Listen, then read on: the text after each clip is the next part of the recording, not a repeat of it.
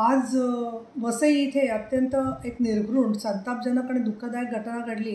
एका तरुण मुलीला तिच्या परिचित असणाऱ्या एका गुंडाने तिच्यावरती लोखंडी हत्याराने भीषण असा हल्ला करून तिच्यावरती प्राणघात घेण्याचा प्रयत्न केला। त्याच्यामध्ये तिच्या जीवाला प्रचंड त्याने नुकसान केलं, तिचे हाल केले आणि हे सगळं गोष्ट आसपासचे बघत होते।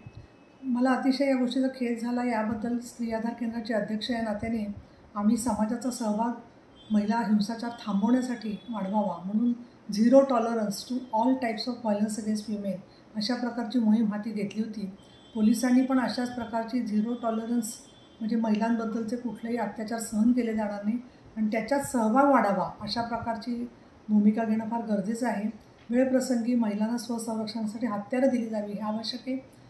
DG रश्मी शुक्ला यांनी बडी कॉफी योजना केलेली आहे, ज्याच्यामध्ये सर्वसामान्य लोक महिला कॉन्स्टेबलच्या मार्फत स्वतःच्या संरक्षणासाठी प्रयत्न करू शकतात। तर मला असं वाटतं की समाजाचा सहभाग पोलिसांनी घेऊन लोकांचं धैर्य वाढवून लोकांनी वेळप्रसंगी मध्ये पडलं पाहिजे, ही भूमिका घेणं अत्यंत आवश्यक आहे आणि आरोपीला कडकात कडक शिक्षा झाली पाहिजे असं मी उपसभापती म्हणून पोलिसांच्याकडे पाठपुरावा करणार आहे। मुंबई, पुणे, नागपूर, मराठवाडा असो का विदर्भ, राजकीय, सामाजिक, शैक्षणिक क्षेत्र असो का क्रीडा, सर्वच घडामोडीचे विश्लेषण पाहायला विसरू नका। फक्त देशोन्नती न्यूजवर।